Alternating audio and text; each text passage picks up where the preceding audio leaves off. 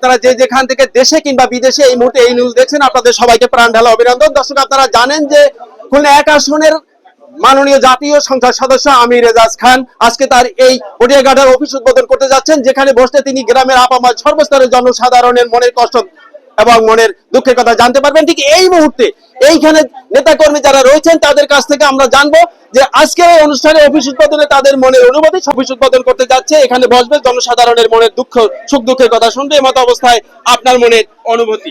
এখানে সবাইকে যারা আছে সবাইকে ধন্যবাদ জানাচ্ছি। আর আমাদের 1 আসনের মাননীয় সংসদ সদস্য আলহাজ আমির এজাজ খান আজকে তার এখানে উপজেলা অফিস উদ্বোধনী অনুষ্ঠান। এই অফিসটা উদ্বোধন হলে আমাদের এই এলাকার যে গরিব দুঃখী জনগণ আছে তাদের মনের সুখ দুঃখের কথা তারা এখানে এসে বলতে পারবে এবং কারো মাধ্যম ছাড়াই তারা এসে তাদের মনের কথা বলতে পারবে এবং সমস্যাগুলো সে সমাধান করতে পারবে। ধন্যবাদ আপনাকে। সুদীবৃন্দ, এখানে রয়েছে কিন্তু বাংলাদেশ জাতীয়তাবাদী দলের বিভিন্ন সংগঠনের, অর্থাৎ এই জাতীয়তাবাদী দলের অঙ্গ সংগঠনের নেতাকর্মী এবং জনতা। আমি এই মুহূর্তে জানতে চাবো আপনার মনের অনুভূতি। আমির এজাজ খান একজনই হয়, যুগে যুগে একজনই আসে। সে এখানে অফিস উদ্বোধন করবে, আমরা সবাই আনন্দিত। এখানে আসলে সে সমস্ত মানুষের ভালো মন্দ সমস্যা সবকিছু দেখতে পারবে এবং আমাদের সঙ্গে সরাসরি কথা বলতে পারবে। এটাই হচ্ছে আমাদের সবথেকে বড় চাওয়া। এই জন্য আমরা সবাই আনন্দিত। আপনাকেও ধন্যবাদ, সবাইকে ধন্যবাদ। আপনাকে অনেক ধন্যবাদ। জাতীয় সংসদের মাননীয় সংসদ সদস্যদের অফিস উদ্বোধন। দর্শক, এই অফিসটি উদ্বোধন হলে কি হবে আমি নয় জানবেন। এখানের উপস্থিত নেতা এবং কর্মীদের মুখ থেকে রয়েছেন ফারুক ভাই। আপনার কাছ থেকে জানতে চাবো যে এই অফিসটি উদ্বোধন হলে এখানে জনগণের কতটুকু সুযোগ সুবিধা হবে, এই বিষয়ে আপনার মনের অনুভূতি।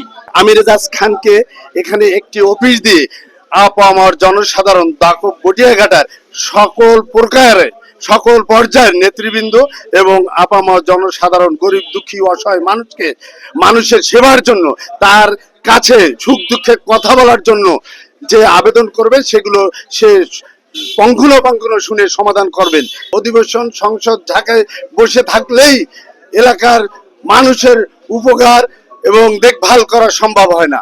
আমি জনাব তারেক রহমানকে সালাম জানাচ্ছি, তার এই সিদ্ধান্ত এবং পটিয়াঘাটায় যে অফিস দিয়েছে আমাদের জনসাধারণ আমির এজাজ খানকে তাদের সুখ দুঃখের কথা বলতে পারবে এবং সঠিকভাবে সেগুলো সমাধান হবে। আমাদের এখানে পানির থেকে জল পড়ছে, নদী ভাঙন এলাকা, এখানে অসংখ্য মানুষ বন্যা দুর্গত অবস্থায় বসবাস করে। এগুলো থেকে সমাধান পাওয়ার জন্য আমির এজাজ খানকে পটিয়াঘাটা উপজেলা সার্বক্ষণিক পাবে। এজন্য আমরা সবাই তাকে ধন্যবাদ জানাই। আমির এজাজ খানও যাতে আমাদের সুখ দুঃখের সাথী হয়ে থাকতে পারে, এজন্য অসংখ্য ধন্যবাদ সকলকে। আসসালামু আলাইকুম। আপনাকে অনেক ধন্যবাদ। দর্শক, খুলনা 1 আসনের জাতীয় সংসদ সদস্য আমির এজাজ খান নয়, সমস্ত বাংলাদেশের প্রতিটি উপজেলায় গণপ্রজাতন্ত্রী বাংলাদেশ সরকার কিন্তু নিয়োগ দিয়েছে তার নিজ নিজ এলাকার হত দরিদ্র মানুষের মনের সুখ দুঃখের কথা জানার জন্য। এই জন্য গণপ্রজাতন্ত্রী বাংলাদেশ সরকার যিনি রয়েছেন বর্তমানে, তাকে প্রাণ ঢালা অভিনন্দন। দর্শক, আপনারা যে যেখান থেকে দেশে কিংবা বিদেশে এই নিউজ দেখছেন এবং শুনছেন, আপনাদের সবাইকে অভিনন্দন জানিয়ে নিতে হচ্ছে এখনকার মতো বিদায়। আসবো আবার পরবর্তী কোনো নিউজ নিয়ে, ততক্ষণ পর্যন্ত ভালো থাকবেন। আল্লাহ হাফেজ।